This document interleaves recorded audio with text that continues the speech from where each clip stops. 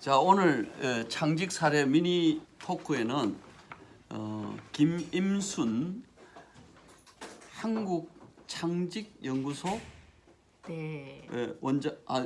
연구원 네, 그죠? 연구원. 예. 네. 한국창직연구원 원장님을 모셨습니다. 박수로 환영해 주십시오.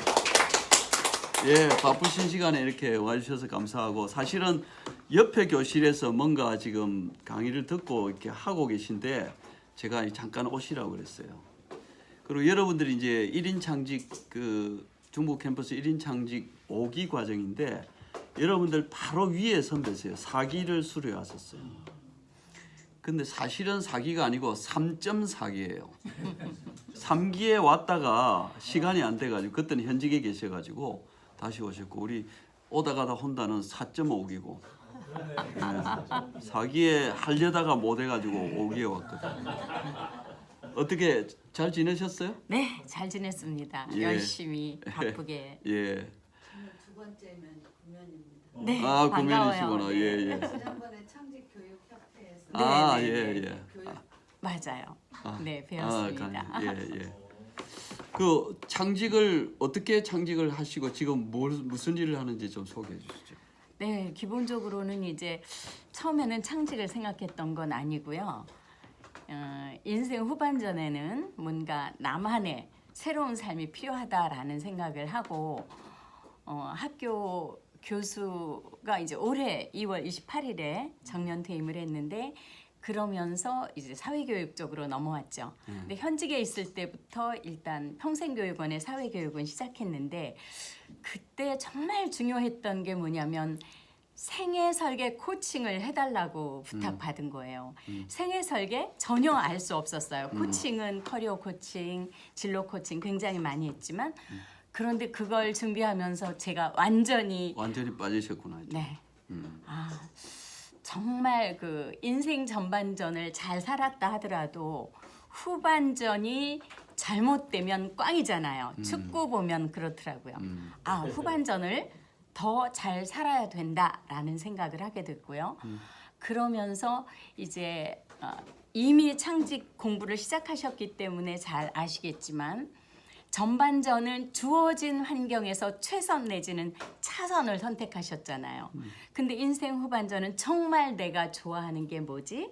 내가 잘하는 게 뭐지? 정말 원하는 게 뭐지? 라는 데서부터 시작하기 때문에 훨씬 더 행복할 수 있다라는 생각을 했습니다. 그러는 과정에서 이제 생애 설계 자료를 준비하는 과정에서 재취업, 창업, 창직, 이 세 개가 우리가 선택할 수 있는 것이었어요. 근데 재취업을 해도 몇 년밖에 못 가요. 100세 시대까지 살아야 되는데, 한 30년 살아야 되는데 재취업은 아닌 것 같아요. 물론 이제 강의라든가 이런 것들은 계속 하지만, 그 다음에 이제 창업은 우리나라에서 지금 현재는 매우 위험한 거죠. 90% 이상이 덩어리 돈을 깨먹어야 되는 그런 상황, 원하진 않지만. 그렇다면 창직이라는 것은 무엇일까라는 것들을 생각하게 되면서, 창직이 이게 정말 앞으로 필요한 거다. 우리 세대뿐이 아니라 젊은 세대에도 필요하다. 왜냐하면 미국 같은 경우에도 3만 개 이상의 직업이 있고요. 일본 경우에도 2만 개 이상의 직업이 있습니다. 우리나라 경우는 자료에 따라 조금은 틀리지만 11,400개 안팎의 직업이 있어요. 그런데 그 직업이 어떤 것들이 사라지기 시작한다라는 거죠. 예를 들면 자율주행차가 나오면 택시 기사들은 상당히 많이 도태될 수밖에 없을 거예요. 또 다른 장르로 변형하지 않는 이상, 그것뿐만이 아니라 우리 같은 교수도 이제 사라진다 하고요. 또 법관, 변호사 이런 분들도 사라진다고 해요. 그러면 미래에는 직업이 줄어들까 생각했는데 전체적인 추세로 보니까 점점 늘어나고 있어요. 이게 뭐지? 그렇다면 4차 산업시대에는 틈새 시장 혹은 1인 기업 혹은 나만의 프리랜서라고 하는 특화된 영역이 필요한 게 아닐까라고 이제 인터넷에 잘라요. 네. 역시 교수 출신이라 이 말 시작하면 끝을 못 내. 그냥. 예? 내가 잘라야 돼. 예. 짧고 굵게 대답하세요. 네. 우리 교수님은 환경공학 환경공학 그 부분에 굉장히 권위 있는 교수님이셨어요. 과거에 이미 지났지만.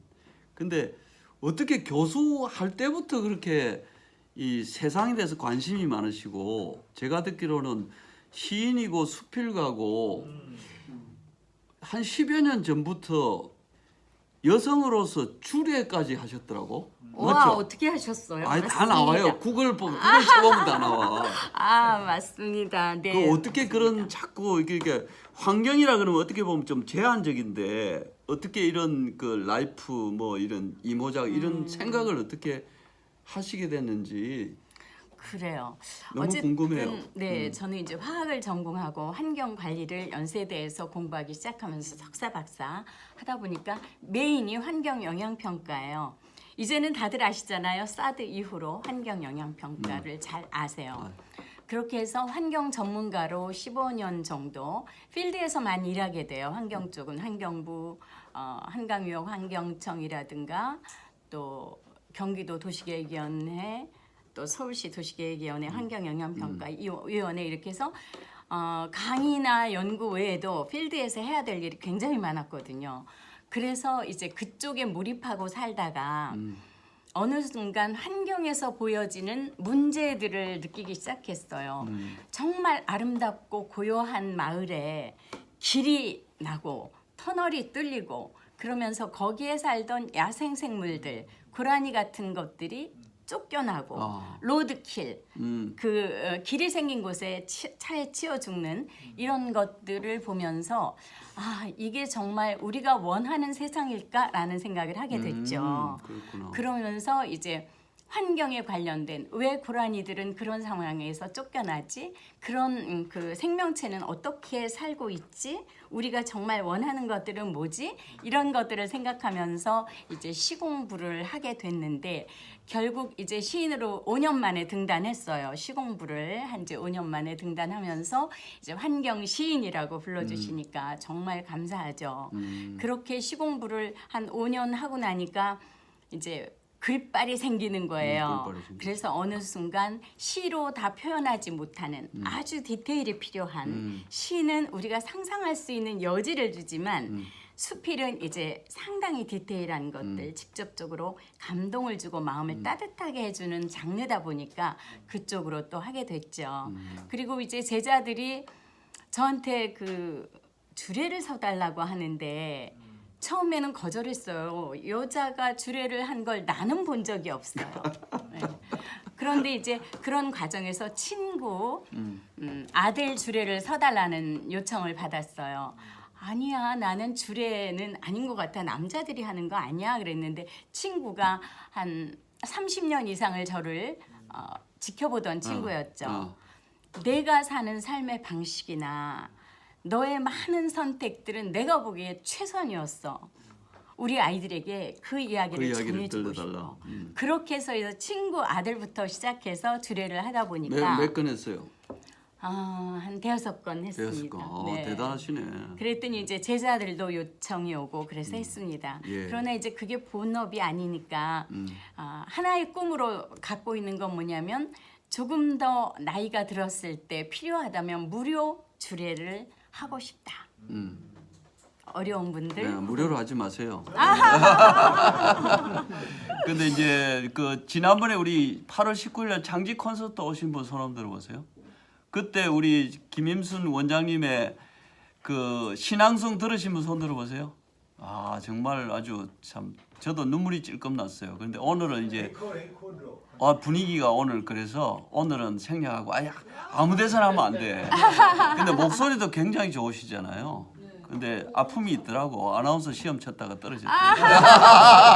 1차는 붙었습니다. 1차는 붙었어. 근데 지금 그러면 여기 50플러스에서 강의하고 계신다고 그랬죠? 네네. 어디서 무슨 강의하고 계세요? 노원에서 생애설계 쪽으로 노원 50플러스에서 생애설계 했고요.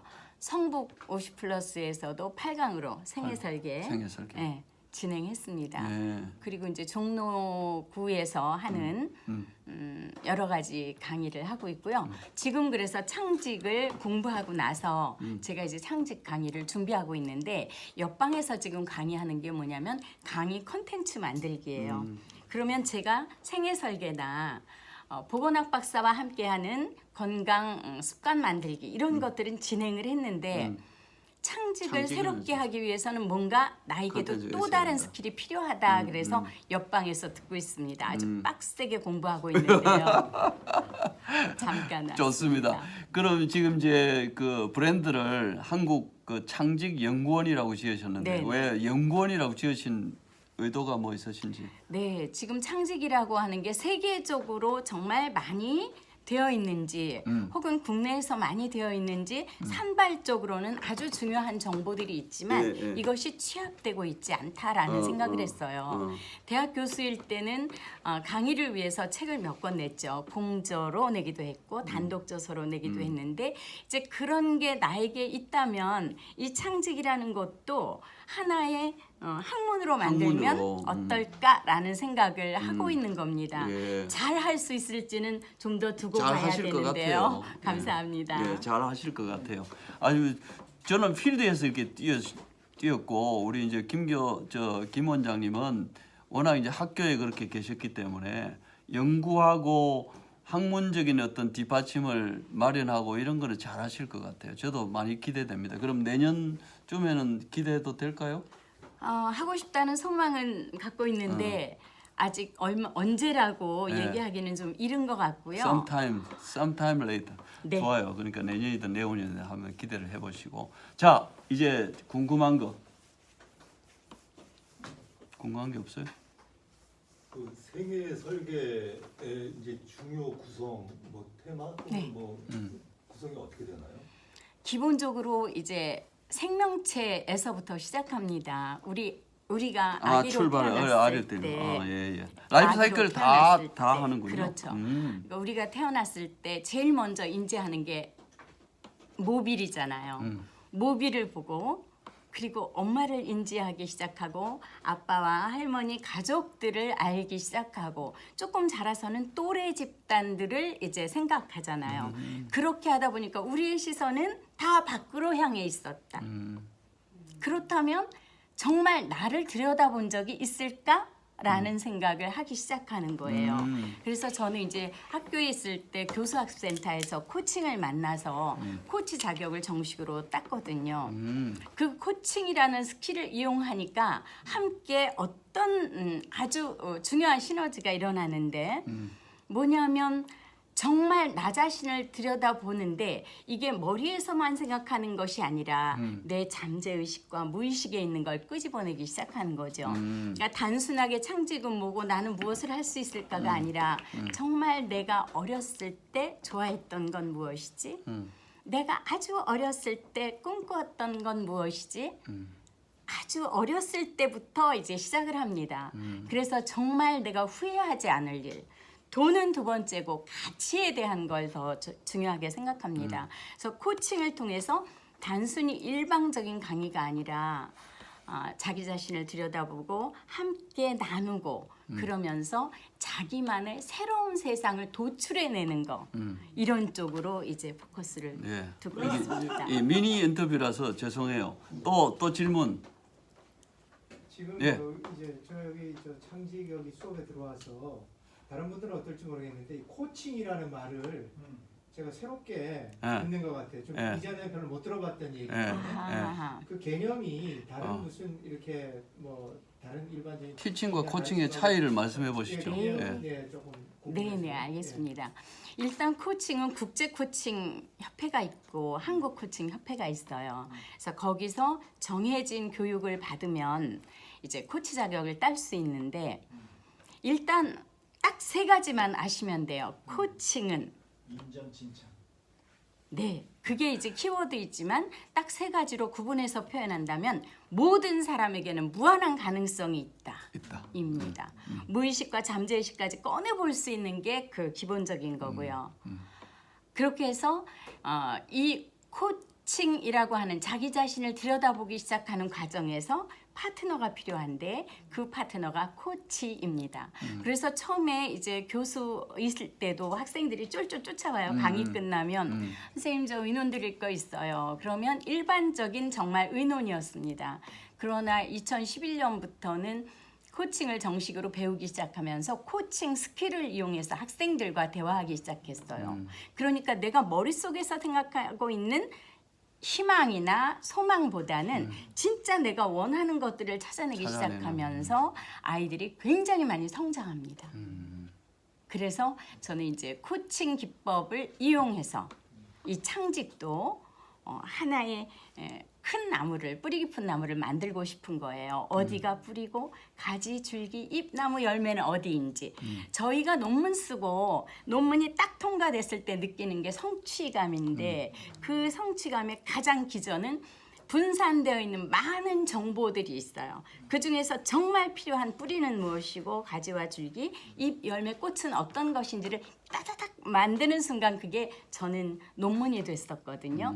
그게 교재가 됐었고요. 예, 그런 그게 의미로 코칭이다. 이해하시면 됩니다. 예. 네, 네. 부연 설명은 이따 또 제가 좀 말씀드리고. 자, 또 마지막 질문. 예. 없습니까? 그럼 마지막으로 우리 김임순 한국창직연구원 원장님께서 후배들에게 당부하고 싶거나 말씀해 주실 게 있으면 한 말씀 좀 부탁드립니다. 네.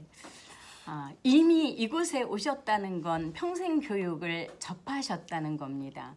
그래서 사실은 그러지 않은 분들에게 하고 싶은 이야기이기도 하지만 중단하지 말고 평생 교육 하세요. 평생 교육 받으시고 평생 교육 하시고 저도 그게 꿈입니다. 그래서 제가 할 수 있는 작업으로도 충분히 새로운 창직 커리큘럼을 만들 수도 있지만 옆방에서 새로운 스킬들을 배우는데 젊은 강사들도 우리가 갖고 있지 않은 노하우를 가지고 있어요. 그래서 저는 앞으로도 제가 원하는 것을 위해서 늘 죽는 순간까지 공부하고 싶다라는 소망을 가지고 있고 또 그렇게 강의하고 싶다라는 생각을 하고 있습니다. 정말 반갑습니다. 예. 저는 김임순 원장님을 보면서 느낌이 뭐냐면 제 친구들도 대학 교수 이제 올해 정년해서 퇴직한 친구들 많거든요. 교수 출신이 이렇게 열심히 배우고 다음 이모작을 위해서 이렇게 열심히 하시는 분 참 보기가 쉽지가 않아요. 그리고 누구에게나 배우려고 아주 그냥 들이대시고 아주 보기가 아주 좋습니다. 오늘 나와주셔서 정말 감사합니다. 네, 예, 감사합니다. 감사합니다.